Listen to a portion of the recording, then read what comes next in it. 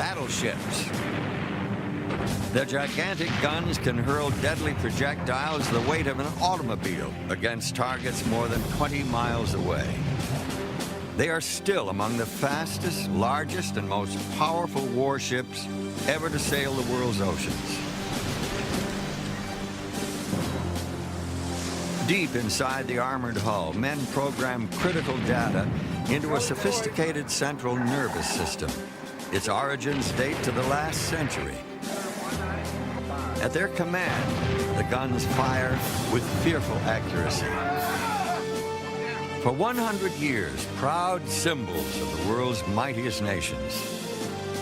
Great fighting machines that had no equal. Home to that special breed of fighting man, the battleship sailor. Victors and victims in the war at sea. On their decks have unfolded many a turning point in the history of the 20th century. The battleship, long thought unsinkable, indestructible, until the morning of December 7, 1941, when at Pearl Harbor, her mastery of the sea seemed over, eclipsed by the terrible power and accuracy of carrier-based aircraft. Yet she reappears in Korea and Vietnam. And 50 years after the premature report of her death at Pearl Harbor, her weapons echo across the waters of the Persian Gulf. Once again,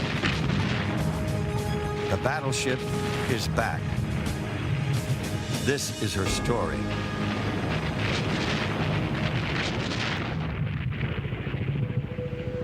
The 2nd of August, 1990. Iraq's invasion of Kuwait has been met with a swift response. A coalition of Western and Arab nations has created a massive buildup of armament in Saudi Arabia. President George Bush issues a final ultimatum to the Iraqi president: withdraw from Kuwait or face overwhelming force. As 1991 begins, the United States adds the final weapons to the coalition's arsenal. 2 of America's aging battleships will answer the call. For months, the USS Missouri has been making preparations for her 3rd war. Her firepower has been modernized as she prepares to join her sister, the battleship Wisconsin, already in the Gulf. 16 January, Iraq ignores the coalition's ultimatum. 17 January, 1:40 a.m., the crew of the Missouri is at general quarters. Execute launch sequence.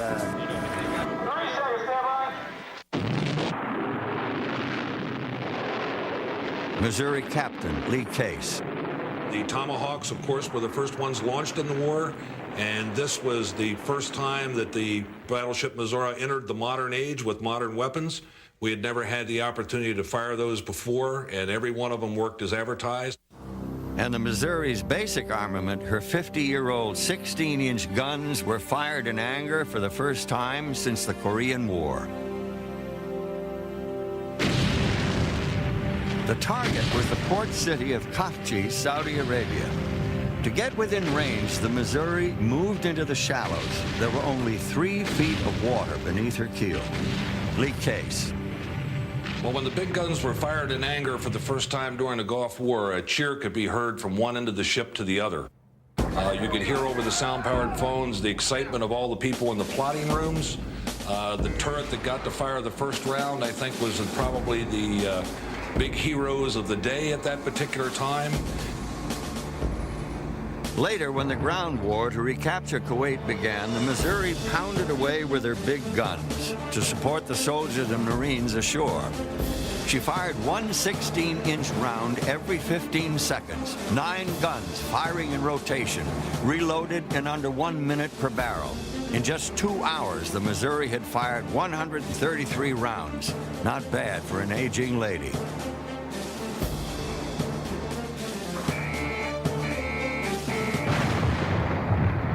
But one of the Missouri's most effective new weapons never fired a shot. The RPVs, or remotely piloted vehicles, were the Missouri's own spotters, like the battleship float planes of old. The miniature aircraft featured two camera systems, one for day, the other infrared for night viewing, when they could be most effective. The RPVs were 14 feet long, their wingspan 17 feet. Their computerized controls were operated by a pilot inside the battleship's superstructure. Rocket launched to an altitude of 200 feet in less than 2 seconds, the plane's two-cycle engine then took over.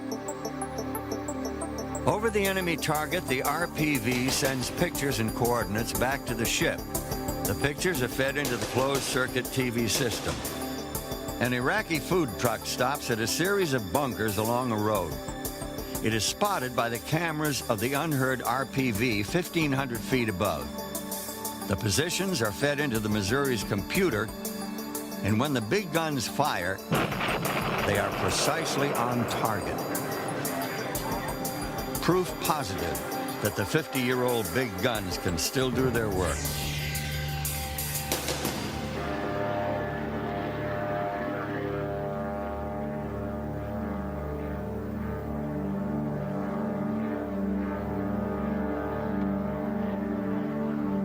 For Lee Case, the RPV was the perfect airborne spotter.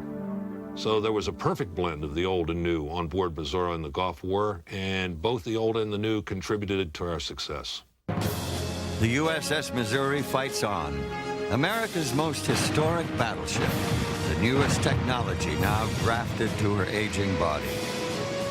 Like her battleship sisters, she was born to another time, another place.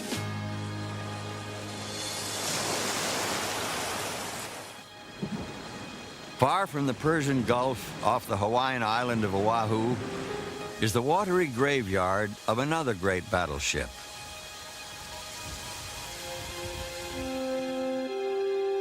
The remains of some 900 American sailors and Marines still lie within her twisted wreck. The battleship Arizona rests quietly below the peaceful waters of Pearl Harbor. Oil still escapes from her tanks.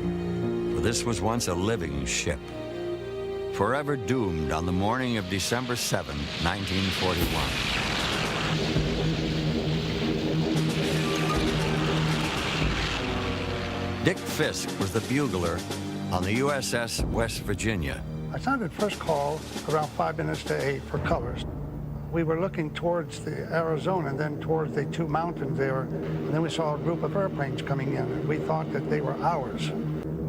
Dan Martinez is an historian at the Arizona Memorial.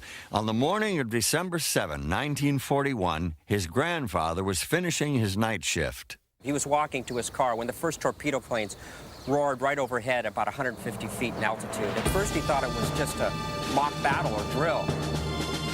It was no drill. At 7:55 that Sunday morning, the clock began to tick away the final minutes of the battleship era. The great warships were all there, awaiting Admiral's inspection.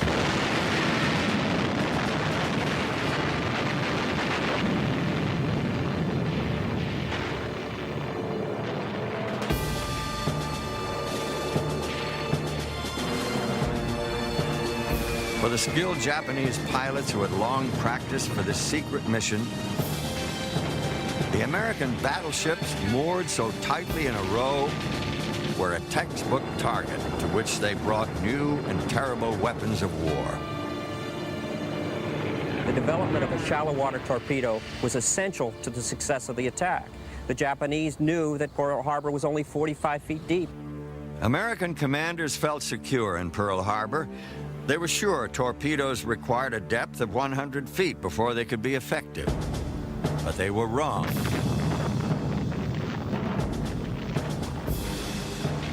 We just took torpedo after torpedo, and come to find out we had actually 9 torpedoes in us. Equally destructive was the armor-piercing bomb dropped from an altitude of 10,000 feet. The point of this bomb, with its delayed action fuse, was meant to penetrate inside the ship, then explode. We were looking toward the Arizona when this whistle come by. It sounded like a freight train, and it landed just forward of the #1 gun turret.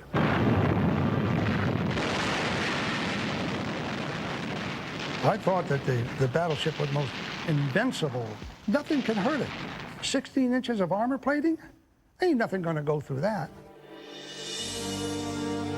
The Arizona foundered in 9 minutes and burned for 2.5 days.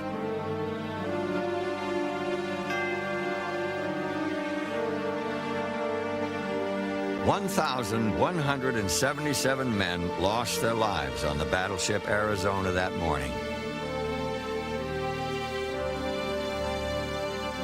With the death of the Arizona, it seemed, died the battleship itself. For half a century, the universal symbol of naval pride and power. The Americans were stunned by the daring of the Japanese. I think there was an arrogance on the part of America to understand that the Japanese were capable of these things. Mostly when you read newspapers or magazines of the period, you got the impression that the Japanese were inferior. Japanese planning was anything but inferior. They had set a secret route across the treacherous northern Pacific and had sent the liner Tayumaru in advance to be certain no one sailed up there. In a bold effort, they raced toward Pearl Harbor, knowing that they could succeed. I thought we had the most powerful Navy in the world. What happened?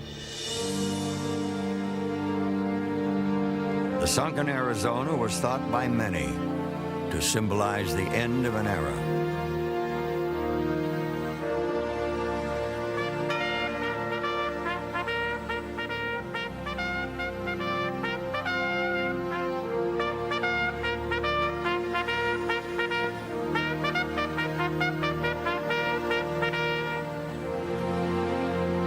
Today, there are no battleships on Battleship Row.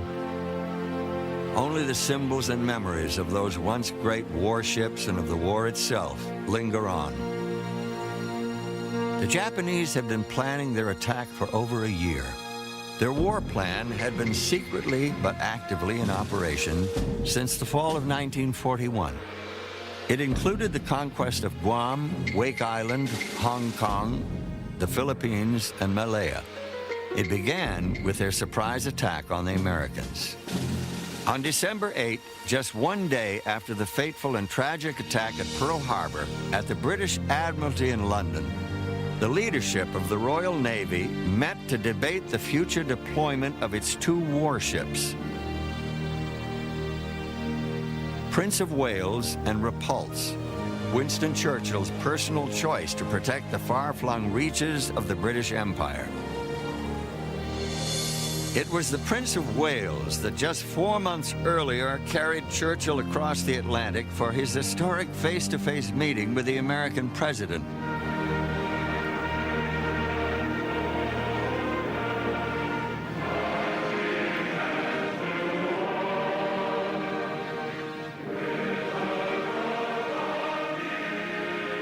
Symbolically, under the guns of the British battleship, they had signed the Atlantic Charter.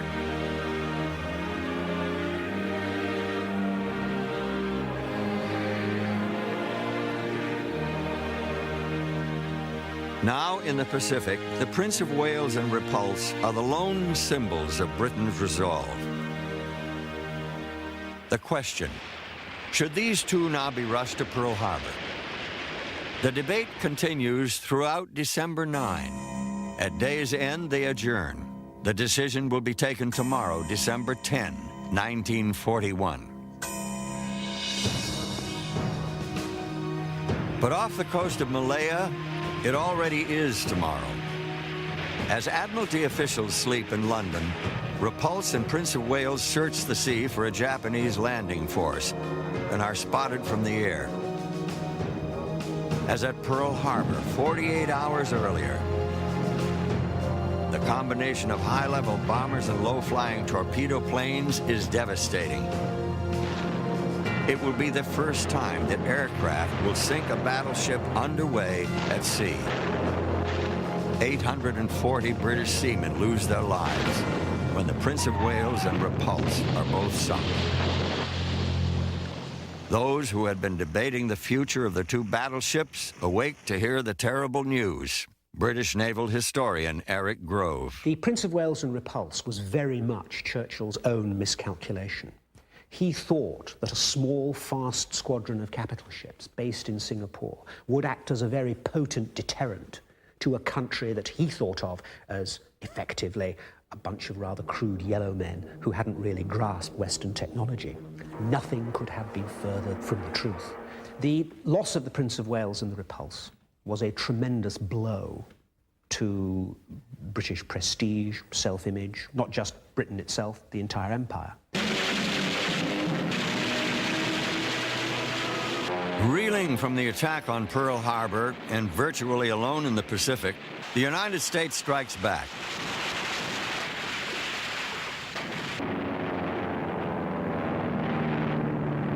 Her two Pearl Harbor-based aircraft carriers were at sea during the attack on December 7. By the spring of 1942, they had ravaged the Japanese fleet in the battles of the Coral Sea and Midway. At Midway alone, the Japanese lost 4 carriers and over 300 planes.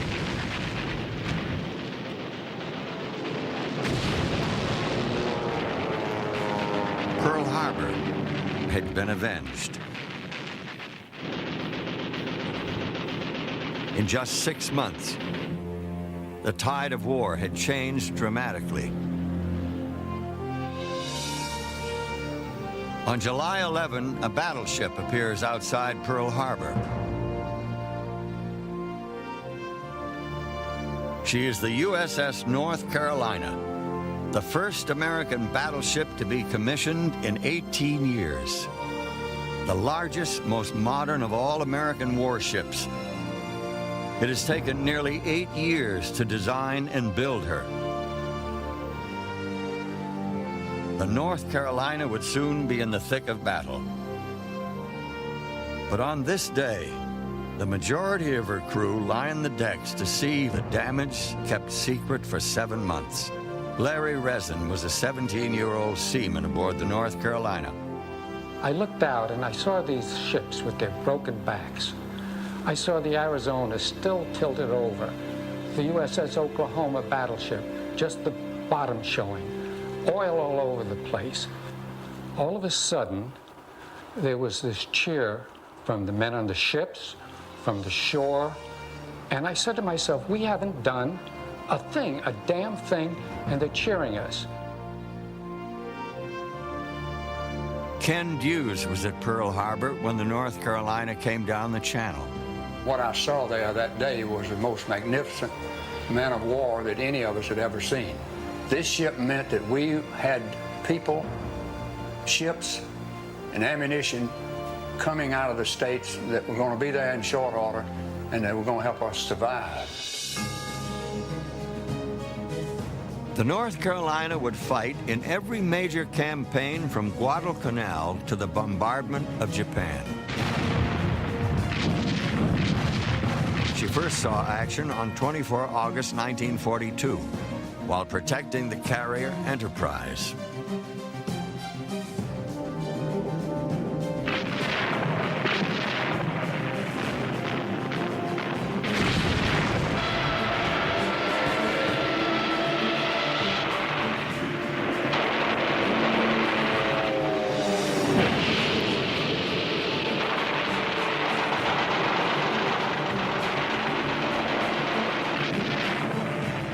Her performance was remarkable, since at the time she had none of the 40mm anti-aircraft guns with which she would later be equipped. At one point, 6 dive bombers were driven off by her primitive 20mm deck guns. And by day's end, she had shot down 7 planes and assisted with 7 more. As the war progressed, the North Carolina bristled with anti-aircraft guns. In her lifetime, the North Carolina's guns served her well. She earned battle stars for 15 campaigns. 9 times she shelled enemy positions ashore. She sank a troop ship, destroyed at least 24 aircraft, and defended American carriers against scores of attacks. In 1942, the North Carolina was a symbol of America's new strength in the Pacific. She would soon be joined by 6 of the 8 battleships the Japanese thought they had destroyed at Pearl Harbor. At Guadalcanal, the carriers Enterprise, Saratoga, and Wasp were joined by the North Carolina, Washington, and South Dakota. Roosevelt Flinard served aboard the North Carolina. August 7th, 8th, and 9th, 1942, the North Carolina was a part of a task force that was invaded Guadalcanal. We began firing before daybreak, and we fired several hours. After we bombarded the island a while, then the planes came in for bombardment. We backed out. The American carrier-based aircraft made certain that the Japanese would not reinforce their positions on the island.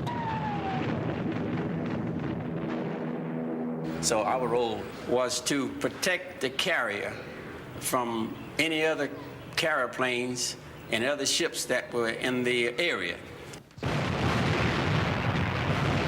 Our job in the magazine was to get powder and shells up to the gun. We were sealed in. We were 3 or 4 decks down in this magazine. We would have to really work hard when it was a air attack because the 5-inch guns were shooting bam, bam, bam real fast, and we just had to get the powder up there to them. The men shut up in the North Carolina and in other battleships during an air attack could track the Japanese planes coming closer and closer by listening to the guns. First the 5-inch, then the more rapid 40mm, and finally the deck-mounted 20mm as the planes that survived came within close range. Fall 1942. The battle for Guadalcanal wears on. The Japanese send one of their most powerful battleships, the Kirishima, to bombard the American air base at Henderson Field. On the nights of 14 and 15 November, between Savo Island and Guadalcanal, the battleships Washington and South Dakota engage in a gun duel at point-blank range with the Japanese force. The South Dakota is severely damaged, and the 4 American destroyers accompanying the 2 battleships are disabled in 20 minutes. The destroyer Preston took several direct hits before she sank. Her combat cameraman, Robert Reed, was thrown into the water. For nearly 3 hours, he watched the action. It was a duel between the Washington and the Kirishima. The Kirishima was outgunned. Her 14-inchers could not penetrate the Washington's steel-armored belt. The 16-inchers of the Washington did penetrate the 14-inch belt of the Kirishima and spelled her doom. She apparently burned and exploded until she finally went down, according to the battle reports, around 3 a.m.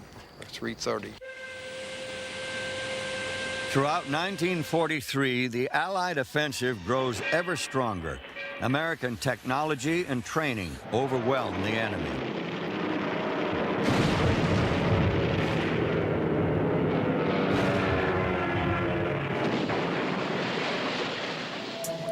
In the fall, the Allies begin the Central Pacific Campaign, a march through the Japanese-held atolls north of the equator, only 750 miles from the enemy homeland. Part of the American effort will rest with a new class of battleships, the Iowa class. The Americans had long been wary of Japanese plans in the Pacific. When 4 years before Pearl Harbor, Japan began to build 3 large battleships, the United States increased the size of its battleships to 45,000 tons, their guns to 16 inches.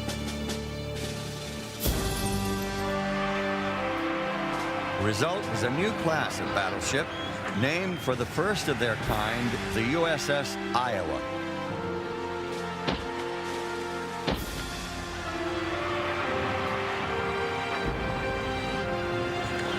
More than 5 years in design and construction, the Iowa and the Missouri would be built in the New York Navy Yard, the New Jersey and Wisconsin in Philadelphia. Up to 10,000 people had a hand in the construction of each ship. The Missouri alone required 3 million man-days of work. In recognition of the threat from enemy aircraft, the 4 Iowa-class ships had been designed with an emphasis on the protection of their turrets, machinery, and magazines against aerial bombs. The heaviest armor was more than 6 inches thick. 2 huge belts along the sides were angled inboard to provide protection equal to 13.5 inches of steel. The plates that were locked together to make up the belts weighed 50 tons each. The huge crane was at its limit as it positioned them to be welded in place. Because all of the Iowas entered service late in the war, each was equipped with the newest technology, including surface and air search radar that could track enemy aircraft 100 miles away. Each of the 3 turrets on an Iowa-class ship contained 3 of the newest 16-inch guns, the most powerful guns ever mounted on a U.S. warship. With its improved range, an armor-piercing shell from one of the new 16-inch guns was said to be capable of penetrating 32 feet of reinforced concrete. The Iowas had the greatest anti-aircraft capability of any ship in World War II. Their secondary armament included 25-inch guns in 10 twin mounts and 130 smaller anti-aircraft guns. They were fast, and they could cruise great distances without refueling. Their top speed was 33 knots, the fastest battleships in the world. And their range at 12 knots was an incredible 18,000 miles. The new battleships were run by crews of over 2,000 men. The Iowa-class battleships would see action in the Pacific in the closing months of World War II. By 1944, in the Philippine Sea, the fast carriers fighter planes, supported by the battleship's anti-aircraft fire, were destroying the heart of Japanese naval aviation. Now the Americans begin to feel the extent of Japan's desperation. Naval historian Paul Stilwell. In the autumn of 1944, as the Americans got into the Philippines, the Japanese were so desperate in their defensive stance that they inaugurated the Corps of Kamikazes, planes flown by men who were in effect human fire control systems for the bombs they carried. They were deliberately willing to sacrifice their lives because of the code of the warrior that said dying for the emperor was the highest honor. The kamikazes' primary targets are the wooden decks of the American aircraft carriers.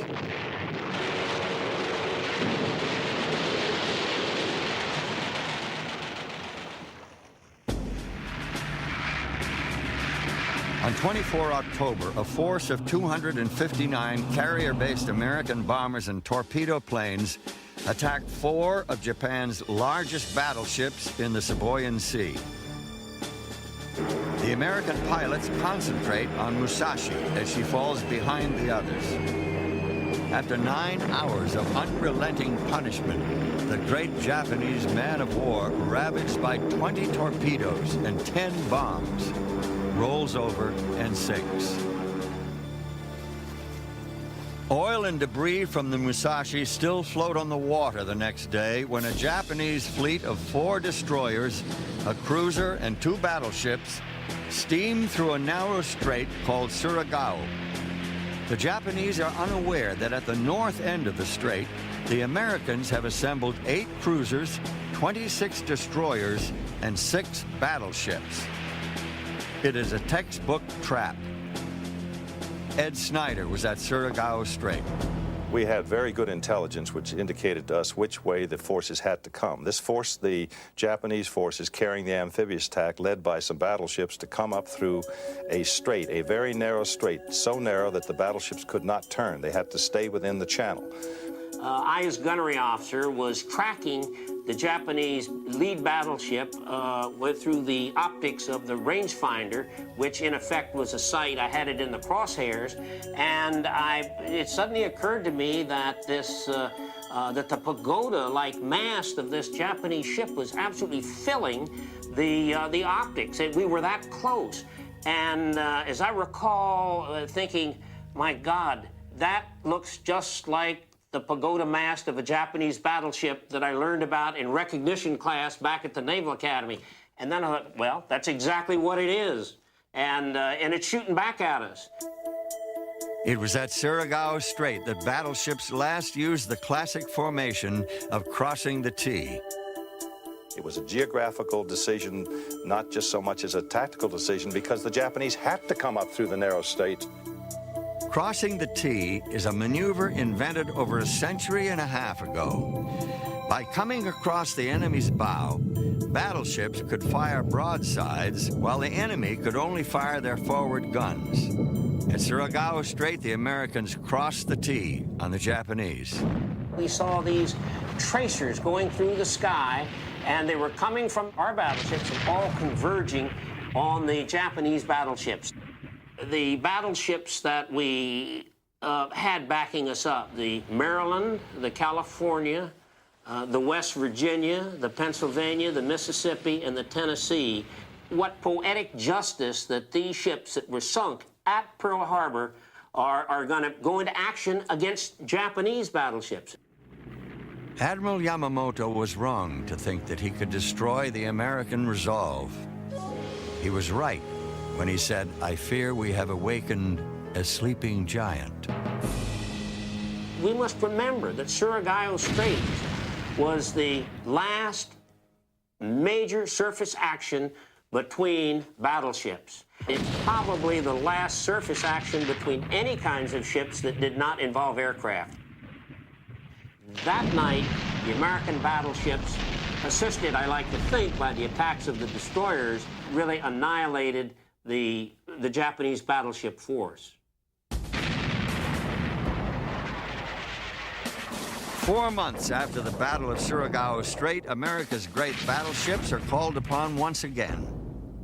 This time, the assignment is the shelling of the Japanese-held island of Iwo Jima. One of the 8 older battleships is the West Virginia, back from the grave of Pearl Harbor. Her bugler, Dick Fisk, had been transferred to the 5th Marine Division and had gone ashore as an assistant platoon leader. The big gun was firing their shells into Mount Sorbaji. It was exhilarating because we said, boy, now we got some firepower behind us. We're not alone out here. They're going to wipe this place out. Larry Resin was aboard the North Carolina. When they fired the main battery, that's the 16-inch guns where the projectiles are about as tall as I am. If they fire 9 of them at once, 2 things happen. Once, the recoil actually slides the ship sideways in the water. That's a lot of movement. But the other thing, especially in my battle station, you get a sucking out of the air in your lungs. I mean, the vacuum created by the projectiles taking off creates a vacuum. In March of 1945, only the island of Okinawa stood between the Allies and the Japanese mainland. And Okinawa was fiercely defended. For the Americans and for the Japanese, the battle for Okinawa would be the most costly action of the Pacific War. 75,000 Japanese, 13,000 Americans, and 150,000 Okinawan civilians would be lost. America's battleships were there to prepare the way. The North Carolina and the other 3 ships of the Iowa class, Missouri, Wisconsin, and New Jersey, joined the older but still highly accurate New Mexico and Tennessee. The Allied landings began on Easter Sunday, 1 April 1945. They were accompanied by massive bombardments from the battleships. With the defense of Okinawa, the Japanese unleashed Operation 10 Go, the largest, most concentrated kamikaze campaign yet.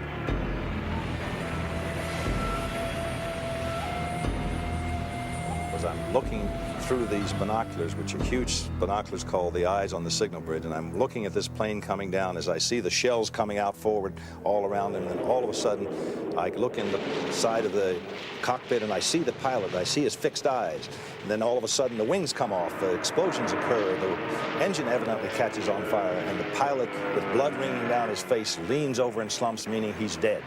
Yet the plane still keeps coming like a ballistic missile straight at you, straight down. Very fortunately, it missed us by about 100 yards. Operation 10 Go was truly a massive suicide campaign. The Americans had never seen anything like it. Thousands of young pilots eager to die as human bombs, believing they were part of a divine wind. Thousands of kamikaze planes were shot out of the sky by carrier-based fighters and anti-aircraft fire from the battleships.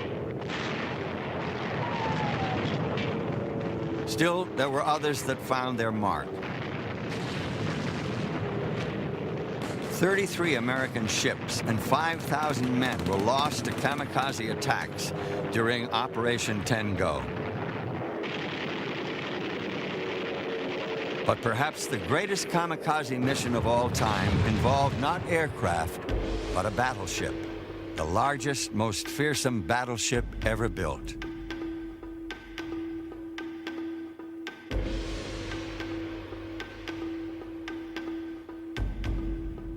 Four years before the attack on Pearl Harbor, the design for a new and massive battleship was secretly being tank tested in Japan's Kure shipyard.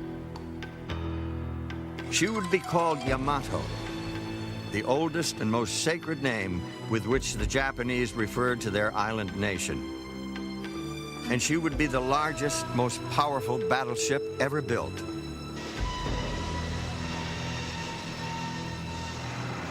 A huge roof covered the behemoth.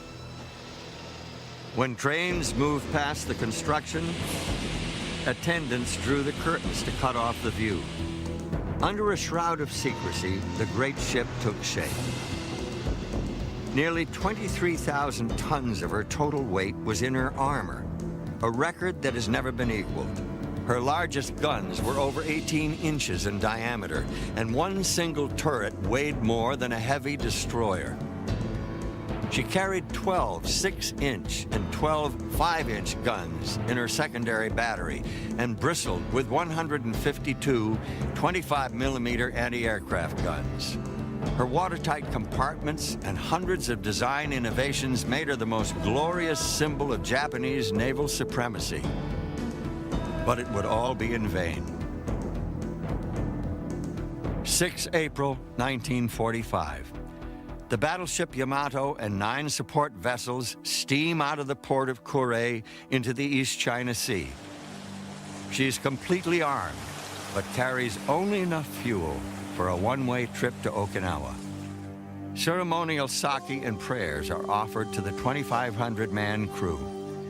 For this is to be the ultimate kamikaze mission. Yamato is to be sacrificed as the Imperial Navy's face-saving in the final battle of the war. This most powerful battleship of all time is to be run aground, her great guns used as field artillery. At sea, the Americans are waiting. The Suicide Task Force is spotted by a single Grumman Hellcat out 240 miles from his base aboard the carrier Essex. The first wave of planes is ordered into the air. There are 9 American carriers in position. The battleship Yamato will feel the full fury of their bombs and torpedoes. Helldivers, Avengers, Hellcats. Over 400 of them. Even more planes than the Japanese had unleashed at Pearl Harbor. Yamato went down with 2,498 Japanese officers and men. The only record of her final moments are these primitive combat photographs.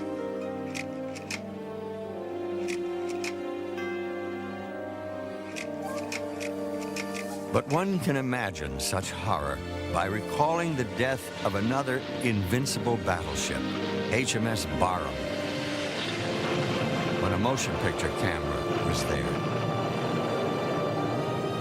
The mushroom cloud from the Yamato was said to rise so high in the air that it was visible from the Japanese mainland 50 miles away.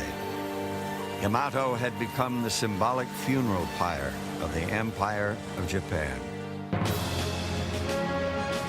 For 50 years, the battleship had been the world's ultimate weapon, national policy represented by the threat of her powerful guns. The road to 2 world wars began with the creation of the first modern battleship. Work began in 1905 on an entirely new generation of battleships called Dreadnought.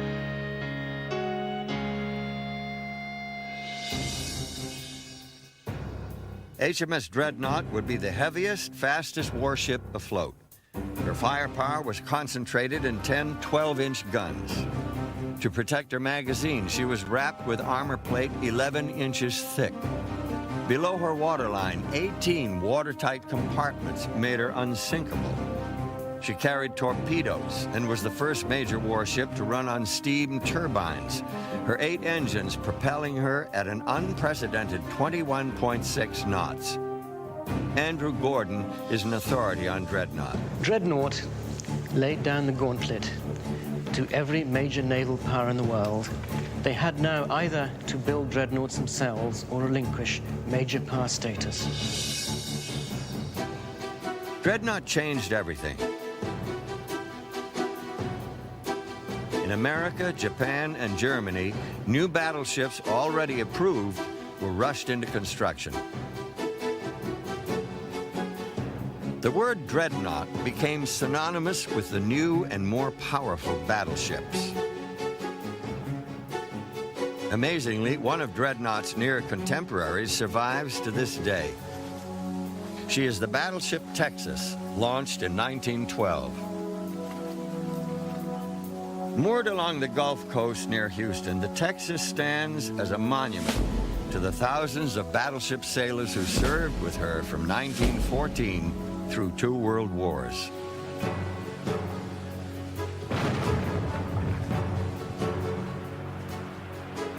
The guns on the Texas were controlled by primitive computers.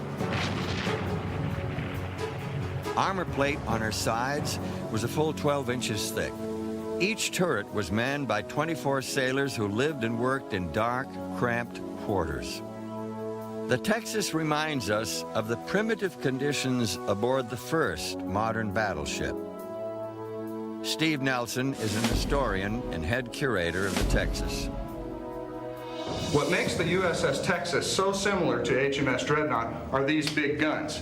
Now these are 14-inch guns. The Dreadnought had 12-inch guns. And the way these guns worked was that 2 crew members had to man this loading ramp, drop that down into position. The 14-inch shell was rammed all the way up the breech. 400 pounds of powder was placed in behind the shell. The crew had to grab the ramp again, making sure that it breaks in the middle, closing up. The breech was closed. The crew had to jump into tight confined spaces like this, buckle themselves in, and communicate with their crew members through this voice tube, ready to fire.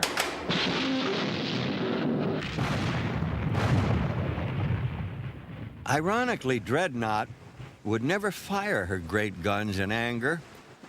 Yet, within the decade, her existence would propel the world into war. June 28, 1914. The Archduke of Austria and his wife are assassinated by anarchists. The world explodes into war.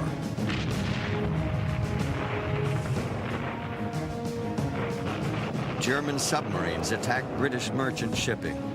Then on May 30, 1916, the German fleet steams to sea for its first confrontation with England's Grand Fleet. The decade-long arms race approaches Armageddon. The dreadnoughts meet off the coast of the Danish peninsula called Jutland. 250 warships fight the greatest sea battle the world has ever seen. When it is over, 25 ships have been sunk, 8,465 men killed, over 1,000 wounded. John Samita is an historian and authority on the Battle of Jutland, as is Eric Grove. They are at Admiralty headquarters on London's Pall Mall.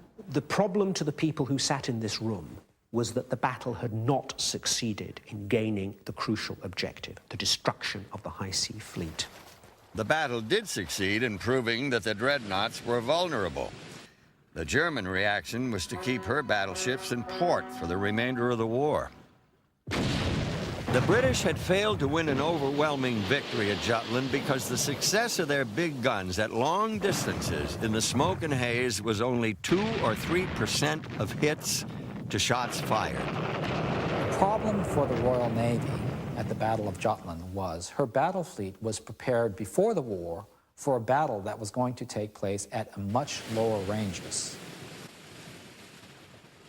The British were working on a system of firing battleship guns at very long ranges. It was based on the work of Arthur Hungerford Pollen, who created a primitive computer before the word computer had been invented. Pollen developed the idea of using very advanced rangefinders that were gyroscopically stabilized against the motion of his own ship, a very advanced analog computer, very advanced systems of transmitting the calculations of that computer to the guns. The Pollen system would have greatly improved accuracy, but was too expensive and was rejected by the Admiralty. They'd been informed by their intelligence that the Germans intended to fight at very short ranges. Their intelligence was dead wrong. This raised huge question marks over the whole way the British Royal Navy did its business. Admiral Beatty was in close contact with the Board of Admiralty who sat in this room. He said, there's something wrong with our bloody ships today and something wrong with our system. In the closing days of World War I, in the Adriatic Sea, an Italian speedboat fires its torpedoes at 2 Austrian dreadnoughts. A combat cameraman aboard the Tagetov watches as 2 milky white tracks head for the St. Stephen. These pictures document the first sinking of a battleship by a simple torpedo exploding below her armor belt, where she was to prove as vulnerable as any other ship. The primitive camera grinds on as nearly 1,000 men are lost.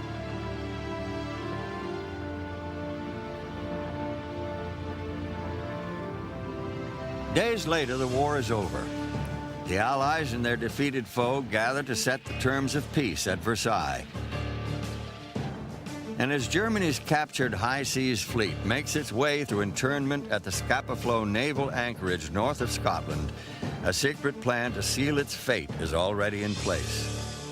On the morning of June 21, 1919, German sailors aboard their captured ships carry out their orders, scuttling 51 vessels, including their prized battleships, rather than hand them over to England as prizes of war.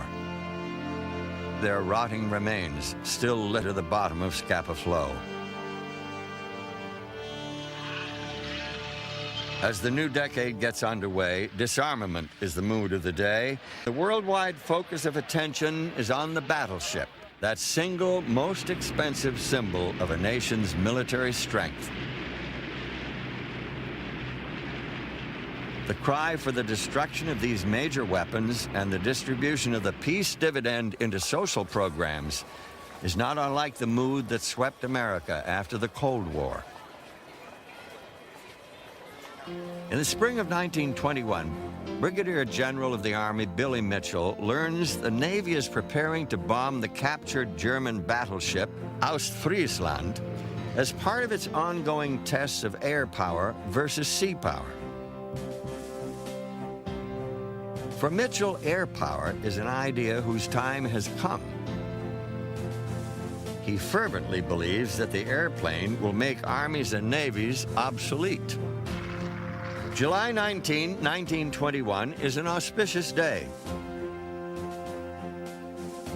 Billy Mitchell has gathered 50 correspondents and 300 dignitaries to observe the events as a military band begins the festivities at Virginia's Langley Field.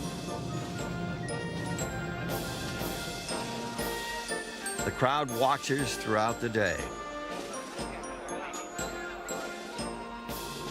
Mitchell's pilots drop bomb after bomb, but damage is minimal. The next day, Mitchell's Martin bombers are equipped with 2,000-pound ship killer bombs. They are the biggest bombs in the world. Today, they will find their mark. Some are set to explode 30 feet beneath the surface of the water, as if multiple torpedoes are striking the ship from below, where she carries no protective armor. Finally, the Ostfriesland slips beneath the waters of the Chesapeake just 21 minutes after the day's work began. Air power has met the battleship head-on, and it's been a bad day for the Navy. And so, in the fall of 1921, with Mitchell's triumph as prologue, the International Disarmament Conferences begin in Washington. When the meetings are over, guns on all existing warships are limited to 14 inches and displacement to 35,000 tons. No new battleships are to be built for 10 years. Others must be destroyed. France is given equality in tonnage with Italy, as is Britain with the United States. Germany is to be kept inferior to everyone, including the Japanese, who are angered when they are forced to accept a battleship strength well below Britain and America. Some will later say, on the day the conference ended, World War II began.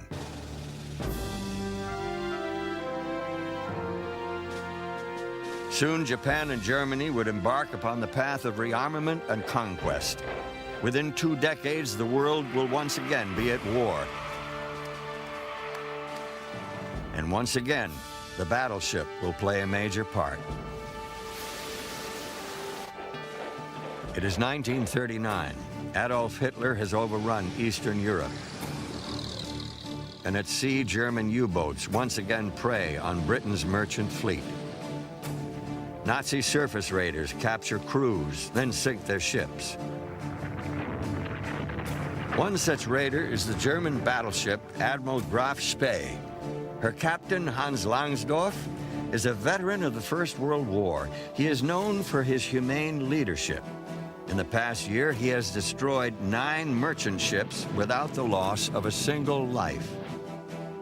I think he had a real sense of responsibility for his ship's company, and he felt that decisions he had taken himself to risk the ship and risk them should not lead his men into very dangerous situations. Now, in the closing weeks of 1939, Hitler dispatches Langsdorff to intercept British cargo vessels off the coast of Uruguay. He was going to the River Plate to find a convoy that he would sink together with the escort, and he had been given the strictest of orders that the last thing a German raider should do was engage British warships. But for some unknown reason, Langsdorff disobeys. Perhaps he thinks any British warships in the area will be small and easily sunk. Aboard the British cruiser Ajax, Commodore Henry Harwood has been hunting the Graf Spee for months. Now he guesses exactly where Langsdorff is heading, and with the 2 other cruisers under his command, HMS Exeter and Achilles, he steams to intercept. On the Graf Spee, Langsdorff sights the masts of Exeter, thinks she is alone, and opens fire. The Battle of the River Plate has begun.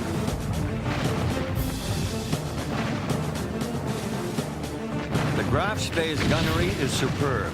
Exeter is hit first, then Ajax. Still, Harwood manages to direct the Ajax's guns on the Graf Spee. Exeter fires her torpedoes.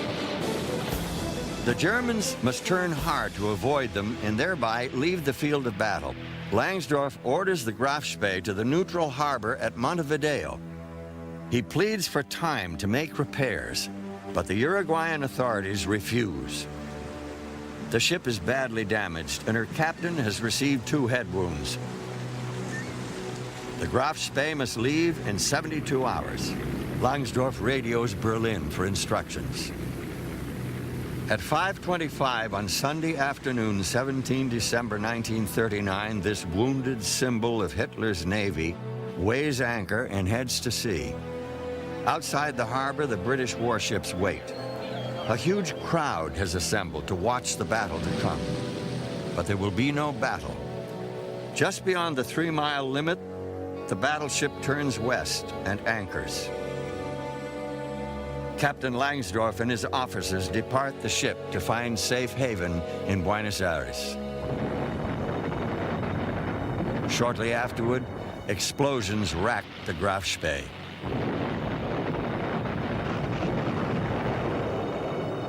Two days later, alone in his hotel room, Langsdorff commits suicide. He was found lying on the German ensign, the ensign of the ship, perhaps trying to atone with his own sacrifice for the disaster he had brought upon the German Navy. July 1940, in London, Prime Minister Winston Churchill confronts a new crisis. France has fallen to the Nazis. The fate of her navy is yet to be determined. France had a first-class navy, and if it had fallen into German hands, then British security would have been threatened, American security would have been threatened, and the whole naval situation would have been transformed. The neutralization of the French fleet was a necessary condition for the survival of the United Kingdom. Churchill forbids French ships in British ports to put to sea. He dispatches a powerful squadron of warships to confront what remains of the French force in the Mediterranean at a place called Mirs el Kabir, Algeria. It is an impressive show of British sea power. 2 35,000-ton battleships, the carrier Ark Royal, and leading the squadron, Britain's ultimate symbol of naval supremacy, the battle cruiser HMS Hood. At 42,000 tons with 8 15-inch guns, the Hood is considered the most powerful warship in the world. At 32 knots, she is also among the fastest. HMS Hood is the embodiment of British sea power, an imperial status symbol. Aboard the Hood, in command of the British Strike Force, is Vice Admiral James Somerville. He anchors his flotilla at Gibraltar and prepares to send his emissary, Cedric Holland, to reason with the French Admiral, Marcel Gensoul. In a final briefing to his officers aboard the Hood, Somerville is grave. "I am ordered to inform the French. They must either bring their ships to British harbors and fight with us, steam with reduced crews through a British port and demilitarize their ships immediately, or scuttle them. Should the French be unwilling, we must then destroy the French ships." For 2 days, Holland travels back and forth between Gensoul and Somerville. The Admiral is immovable. If he accepts any of the British options, he will betray his word to the Germans and France will be punished. And so shortly after noon on July 3, 1940, the Hood trains her guns on the port of Mirs el Kabir, where 4 French battleships and a collection of auxiliary vessels lie defiantly at anchor. France and England have not fired a shot at each other in 125 years. The British battleships open fire. In just 10 minutes, 3 French battleships and a destroyer are out of commission. Churchill has called it the deadly stroke. When it is over, 1,290 men of the French Navy are dead. 1,000 more have been wounded. the French admiral presides over the mass burial. He says, "If there is a stain on the flag, it is certainly not on ours." Aboard the Hood, Admiral Somerville writes to his wife, "We all feel thoroughly dirty and ashamed. I think it was the biggest political blunder of modern times." The action of the British squadron that summer of 1940 remains a controversy, but at the time, the symbolism was clear. Churchill was determined to demonstrate to the United States that Britain was serious about staying in the war. Britain was not going to do a France, and therefore Britain was worthy of American support. Control of the Mediterranean was an essential element of the British war plan in 1940. On 11 November, just 4 months after the attack on Mirs el Kabir, the British carrier Illustrious maneuvers into position. For the first time in naval history, the British will attempt a surprise attack by carrier-based aircraft against an enemy naval base. Their target, the Italian port of Taranto. Their bombs and torpedoes wreak havoc on the ships of Mussolini's fleet. John Neal of the Fleet Air Arm was in the first wave of planes. We were absolutely cock-a-hoop. We really were, because we saw at once that we had reduced the Italian fleet to on a par, or perhaps even less than our own fleet. So no longer were they really an immediate danger to us in the Mediterranean. We also felt that we had put one in the eye of the battleship boys, shall I call them, or the big ship gunners, who in effect ruled the Navy in those days. Word of the mission's unqualified success catches the attention of the top-ranking officer in the United States Navy, Admiral Harold Stark. He is concerned that what happened to the Italian fleet at Taranto could easily happen to the American fleet secluded in Pearl Harbor. Admiral Stark sounds the alarm, which goes largely unheeded in Washington. But not in Tokyo. On hearing the news from Taranto, the commander-in-chief of Japan's combined fleet, Admiral Yamamoto, turns to his chief of staff and says, "An air attack on Pearl Harbor might be possible now, especially as our air training has turned out so successfully." Spring 1941. The Japanese continue their aggression in Indochina and sign a war pact with Germany. Most of Europe is under the Nazi boot. Hitler is pleased with his new Japanese ally as he presides over the launch of Germany's newest, most formidable weapon, the battleship Bismarck. The ship is referred to as he, in deference both to its namesake, the great Prussian Chancellor, and the masculine warrior tasks for which it was created. On one speed trial in the Baltic, he reaches 30.8 knots. The ship boasts 8 15-inch guns and a sophisticated fire control system. Bismarck's armor consumes 40% of the ship's weight. The battleship is the perfect symbol for the Third Reich. And yet, Bismarck is far too valuable to place in harm's way.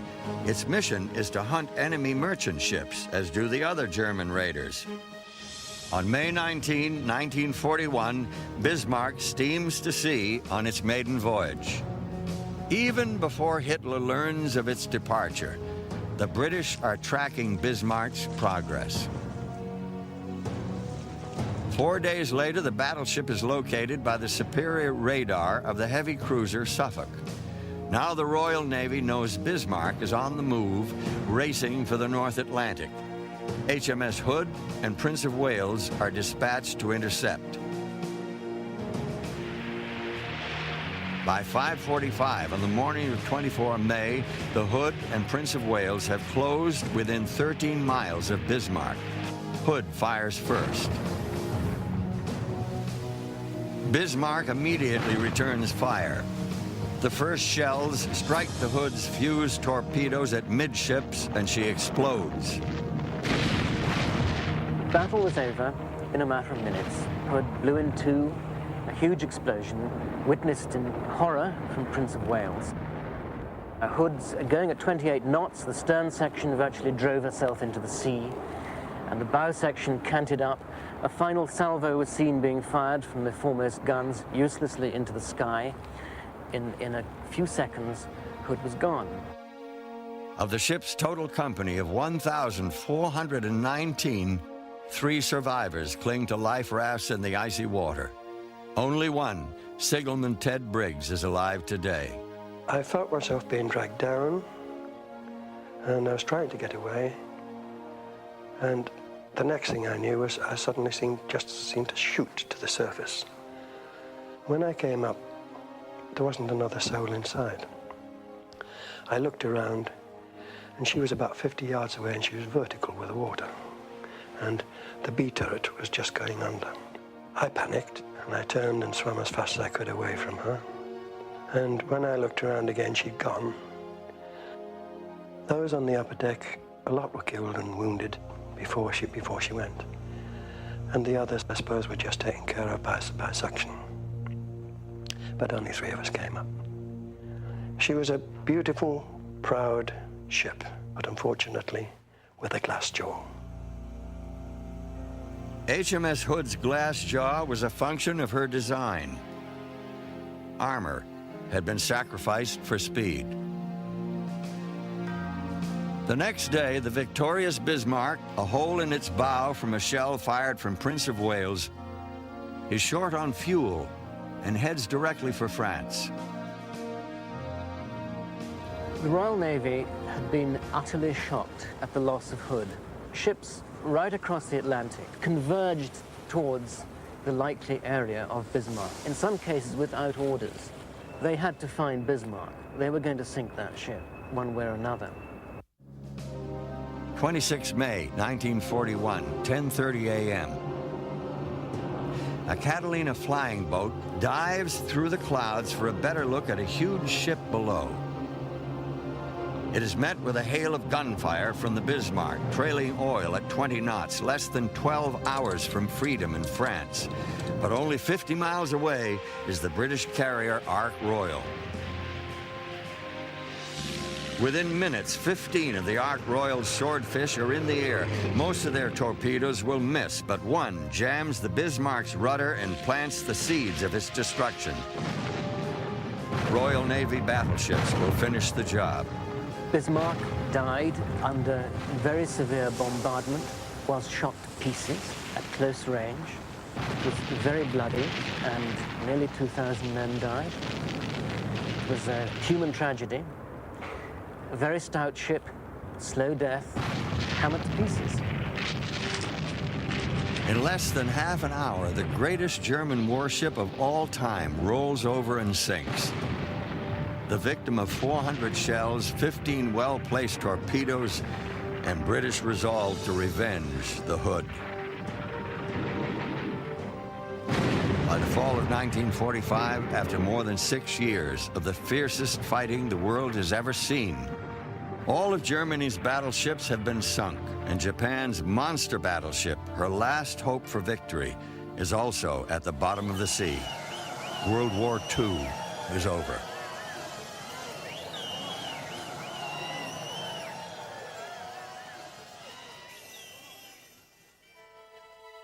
The once mighty empire of Japan lies in ruin.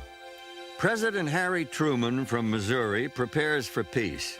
I have received this afternoon a message from the Japanese government. He has determined that the unconditional surrender of Japan will take place most symbolically upon the deck of the battleship Missouri in Tokyo Bay. The Americans have come back to Japan to anchor very near the spot where in 1853 Commodore Matthew Perry anchored to demand that the Japanese open their nation to the West. The events of the day will be carefully documented.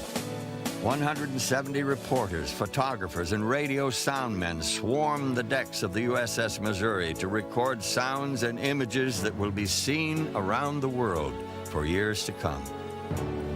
To this day, the battleship Missouri remains the most historic of all American battleships.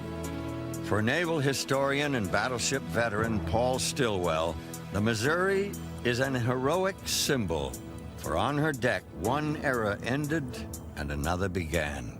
And so it was on September 2nd, 1945, that General Douglas MacArthur came to this ladder at 9:01 on that Sunday morning while the Japanese were waiting for him to come down and accept the surrender of a proud but defeated nation. As the general walked forward, on his left was an American flag flown out from Annapolis for the ceremony. It had been on board Commodore Matthew Perry's flagship in Tokyo Bay in 1853. Farther to the left were dozens of American officers wearing khaki. The Japanese ahead of him were in top hats and morning coats. The Japanese looked up to this towering superstructure and saw hundreds of pairs of eyes boring down at them. There was an eerie silence on board the deck of the Missouri as General MacArthur came to the end of his walk. Standing just about here, his hand trembling slightly, at 9:02, he began a short speech looking beyond the war. We are gathered here to conclude a solemn agreement. At 9:04, Foreign Minister Mamoru Shigemitsu signed on behalf of the Japanese nation. Then the military representative. Then General MacArthur signed for the Allied powers. Finally, one by one, the representatives of the Allies came forward. Whereby these proceedings are closed. And so, on board a battleship, ended the greatest war in human history.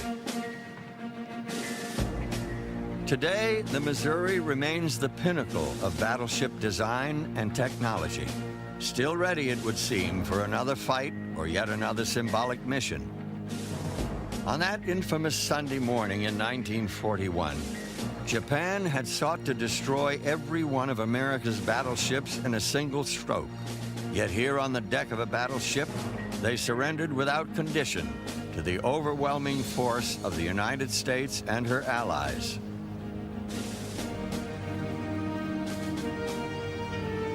The living symbol of that force remains the battleship Missouri. Missouri Captain Lee Case. She is a ship with a heart and soul. And the soul of the ship has always been and always will be the past, present, and future sailors that serve on her.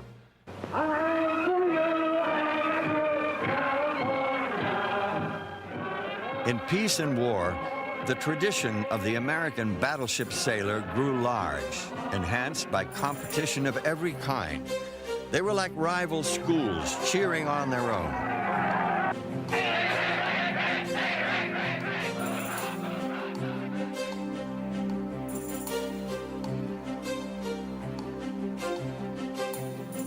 Battleship sailors have long been a special breed. Perhaps because of the extraordinary teamwork required to man the guns and fight the ship, or the special symbolic nature of a battleship, or simply because they knew they were aboard the Navy's best. Their ship became their home, and their home was a matter of pride.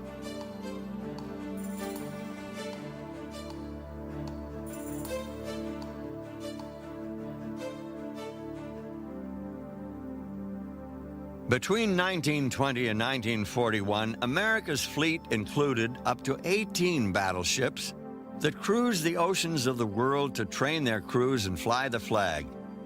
A powerful symbol that the American Navy was a genuine deterrent to any would-be aggressor. And among those pre-war American battleships was the USS North Carolina.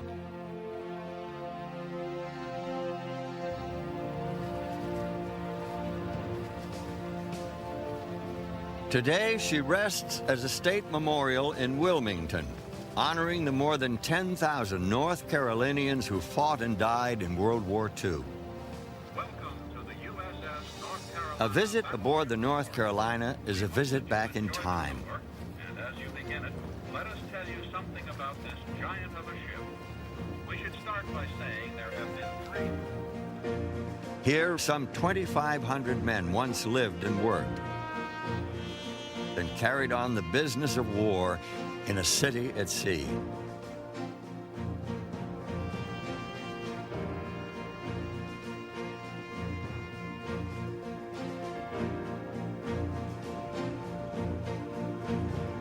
The North Carolina's engines could drive the ship at 27 knots, 6 knots faster than any previous American battleship.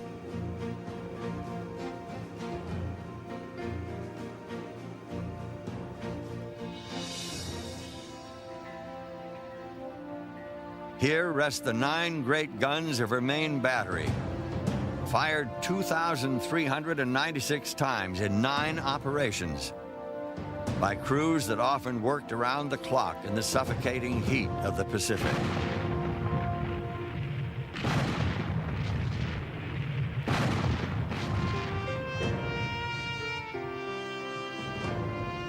Captain Dave Shoy is executive director of the North Carolina Memorial. He explains how the crew worked the guns. This is the lower projectile flat from where the crew would take the chosen type of ammunition, be it the 2,700-pound armor-piercing or the 1,900-pound high-capacity projectile, and raise it up to the gun house to be placed in the barrel. Each steel barrel weighs 96 tons and can be loaded in 30 seconds. The first projectile is already in place to be raised up to the gun house. Once this projectile is clear, the next projectile is slid into place. A full 9-gun broadside of armor-piercing projectiles delivers a total weight of 24,000 pounds and can penetrate more than 20 inches of the strongest hardened steel. For every projectile, it takes 6 90-pound powder bags. The crews down here will take the bags out of the tanks, put them on the conveyor belt. From here, they're passed one at a time to the powder flat, and then 6 of them together are going to be raised up to the gun. The projectile, when the transfer tray lays down, is then rammed into the barrel. In the second phase, the first 3 bags of powder come out of the hoist and are separated, and then the second 3 bags are rolled into place. In the third phase, the 6 bags of powder would then be rammed into the barrel, the primer attached to the last powder bag, the breech closed, and the gun is ready to fire. The shells are hurtled over 2,000 feet per second as the gun recoils on itself, a distance of 4 feet. At a range of nearly 20 miles with the guns at maximum elevation, the trajectory is 7 miles high and the projectile becomes an armor-piercing bomb.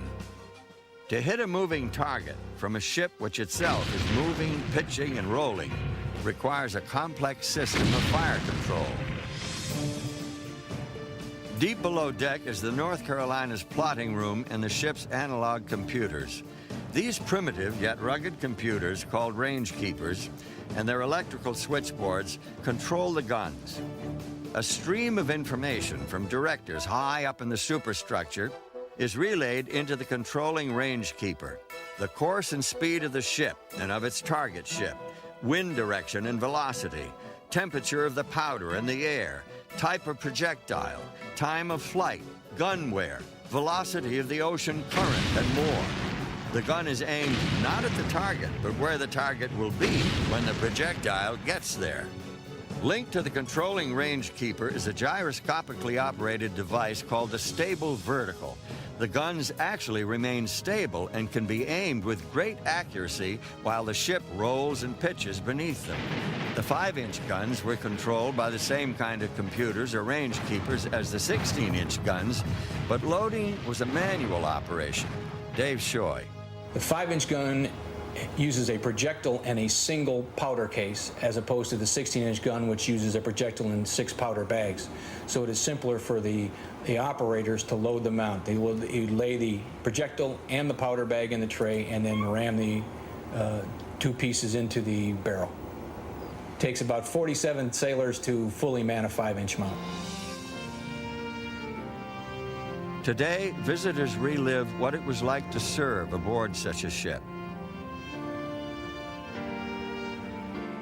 In passageways and living spaces below the main deck, thousands of battleship sailors made their home in ships like the North Carolina. They slept and ate and worked and played and worked.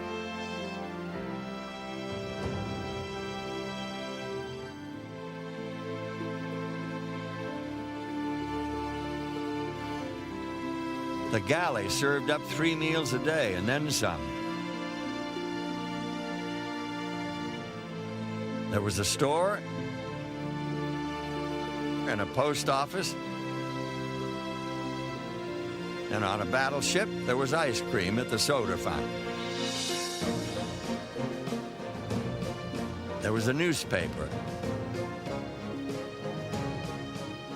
a tailor, and a cobbler, and always there were decks to polish. As night falls, the North Carolina looms large against the Wilmington skyline.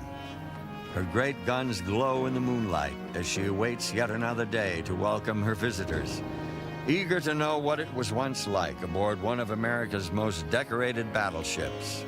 Although the North Carolina came home to stay, others would soon return to the battle line in defense of freedom. Sunday, 25 June 1950, 6 divisions of the North Korean Army, spearheaded by over 100 Soviet-built tanks, crossed the 38th parallel to invade South Korea. The United States, through the United Nations, is committed to defend South Korea. But what remains of America's once great battleships rests in mothballs.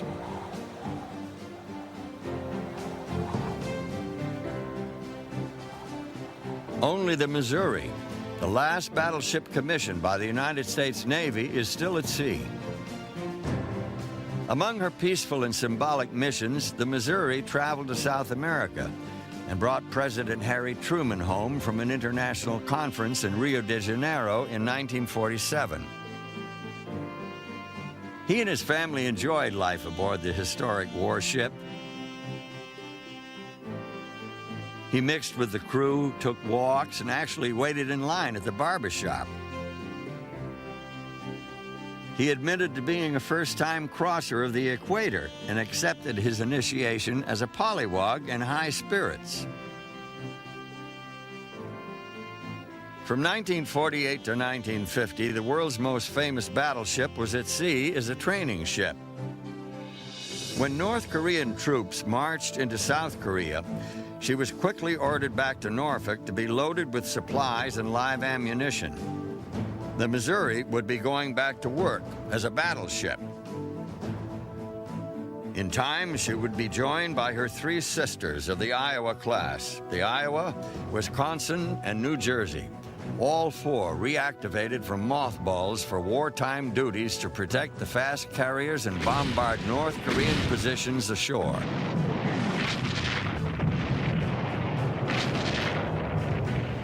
September 1950, the battleship Missouri has fought through 2 hurricanes, arriving too late for support of the American invasion at Incheon. Now, equipped with a helicopter for spotting, her big guns speak once again.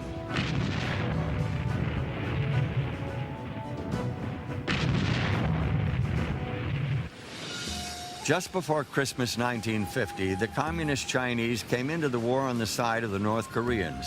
7 Chinese divisions converged on a single division of American Marines at Chosin Reservoir. The Marines fought their way to the tiny port city of Hungnam. The Missouri was there. Lee Royal was aboard. We fired night and day. It was a warning to the Chinese and North Koreans not to interfere with the Marines coming off the beach. Hungnam was in flames. The American Marines, along with North Korean civilians, their goats and chickens, had escaped. The last of the UN soldiers had set charges in the ammunition dump to keep it from the approaching Chinese. As the Missouri weighed anchor to leave the harbor, the earth shook with a gigantic explosion. While the Missouri was steaming in Korean waters, her sister ship, the New Jersey, was being recommissioned.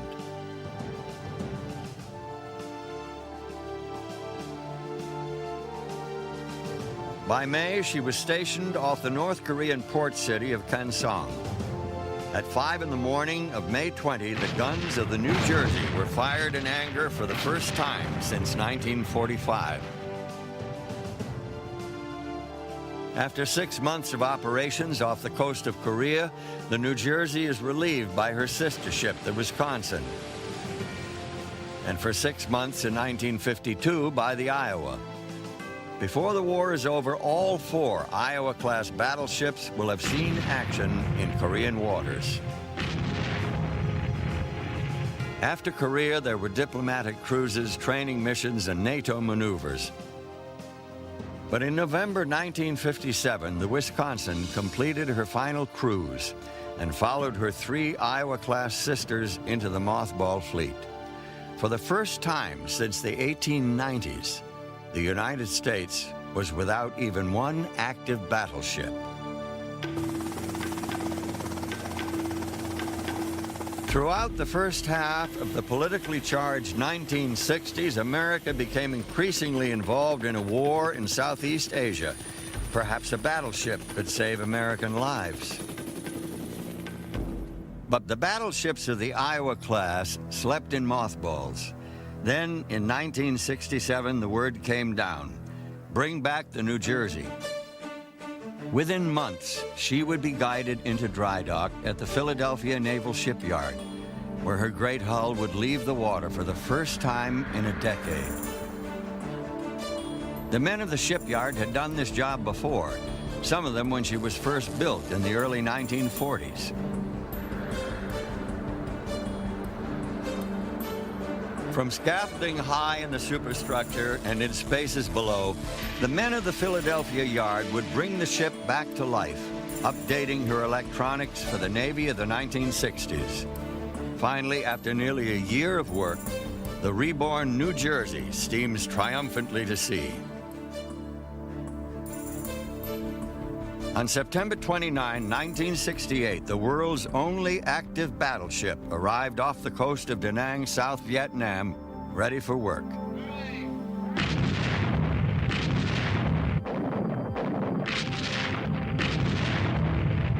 Captain of the New Jersey at the time was the colorful J. Edward Snyder.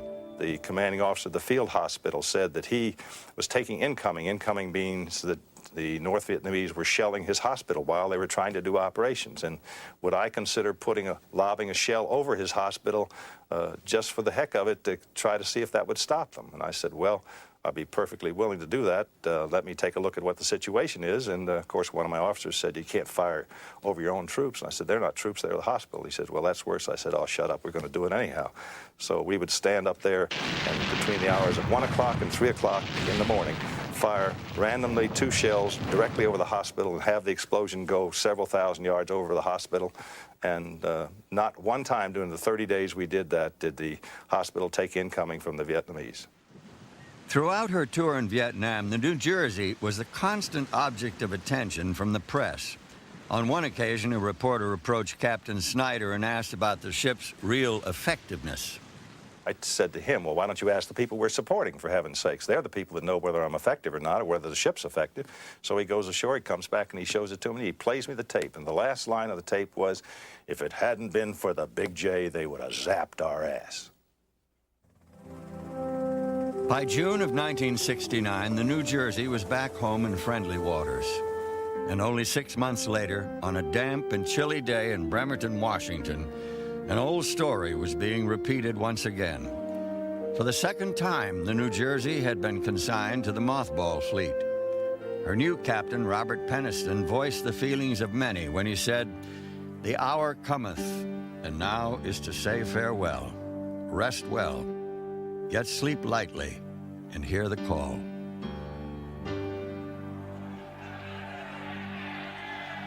Then in the fall of 1979, Iranian militants seized America's embassy in Tehran. The Soviets invaded Afghanistan, and the United States was perceived by some as weak, unwilling, or unable to act. But by 1981, America had a new president, and Ronald Reagan's Secretary of the Navy, John Lehman, had new ideas to build an enlarged fleet organized around aircraft carriers and recommissioned Iowa-class battleships. By summer, President Reagan had signed the new defense legislation, and all 4 of the Iowa-class ships were on their way back. They would be transformed modernized with the very latest of weaponry. No longer would their offensive action be limited to the range of their historic 16-inch guns. 8 box launchers for 32 Tomahawk cruise missiles with a range of 1,500 miles, and 4 quadruple canister launchers for 16 close-in Harpoon anti-ship missiles were mounted in the superstructures. 4 Vulcan phalanx weapon systems would provide defense against enemy aircraft and incoming missiles. New communication systems, air search radar, and improved living spaces equipped the Iowas for the 1980s. To replace and refit what was required of the original equipment no longer manufactured, the Navy secured tons of items from America's museum battleships, the North Carolina, Alabama, and Massachusetts. The 1982 recommissioning of the New Jersey cost $326 million, more than 3 times what it cost to build her in 1941. But to Secretary Lehman, intent on creating a new Navy, symbolic of America's status as a world power, she was more than worth it. By 1983, the New Jersey is bright and new once again. She cruises as the centerpiece of a new battle group. She is part of a peacekeeping force off the coast of Lebanon. For 6 months, she cruises the coast and shells Syrian gun positions ashore. In time, she is joined at sea by the USS Iowa and her sister ships Missouri and Wisconsin. Ralston, what do you have on Skunk about 5 degrees off the port bow? Yes, sir. It's Skunk India, bearing 255, 21,000. Course 075. Evaluator, I have an update on the Kenda. Very well. All stations report ready for call for fire. All stations report and ready to call for fire. Report ready to call for fire. On a routine training mission in the spring of 1989, as the crew of the Iowa prepares to fire the center 16-inch gun in number 2 turret, something goes terribly wrong. 47 sailors are killed in a tragedy that to this day has not been fully explained. And as the Cold War comes to an end the next year, the Iowa and her sister, the New Jersey, are again to be decommissioned. Only the Wisconsin and Missouri continue to cruise and train with the modern Navy, flying the flag, awaiting the day when they too will be returned to mothballs, sold as scrap, or converted as museums. No one yet realized that America's 2 remaining battleships would soon fight their 3rd war, perhaps their final war. In Operation Desert Storm, the battleship was once again an integral part of the American strike force. From their decks, Tomahawk cruise missiles were launched at targets up to 800 miles away in Iraq and Kuwait. They were so accurate and destructive that eventually the coalition ran out of targets. No hostile fire ever reached the battleships.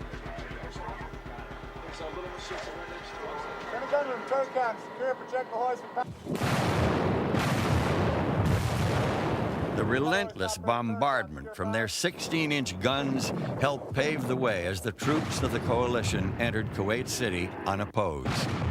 And all the while, the battleship sailors aboard their ships watched their success, as did the rest of the world.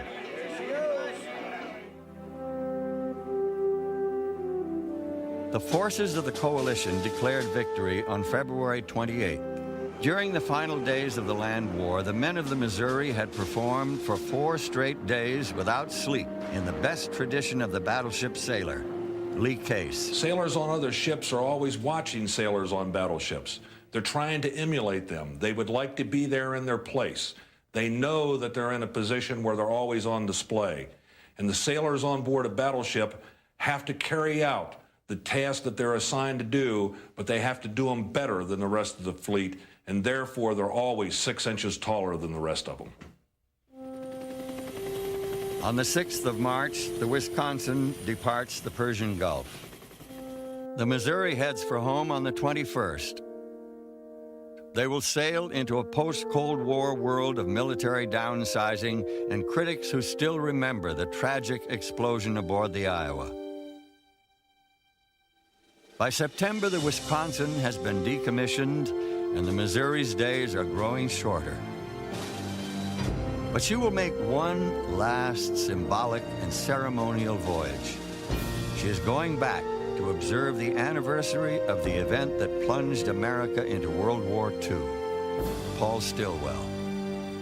One morning in early December 1991, it was my privilege to be here on board the Battleship Missouri as she steamed in the Pearl Harbor Channel for the last time. As we went in on the port side were the mooring quays where the battleships had been in December 1941 when the Japanese attacked. And in my mind's eye, I could see the smoke and the flame billowing up where hundreds of American sailors were killed. The past and present intertwined in the memories of young and old.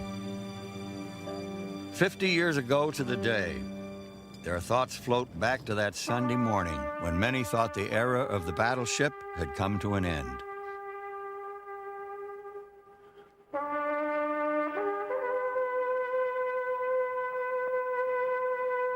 For the Missouri, symbol of all the great battleships of the Second World War, it has been a journey back in time. The next chapter in her long life can now begin.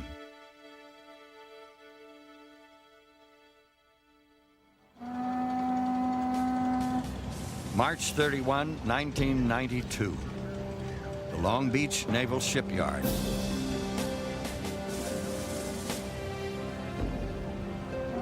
Her equipment inactivated, her compartment stripped of every usable item. The world's last active battleship is to be decommissioned.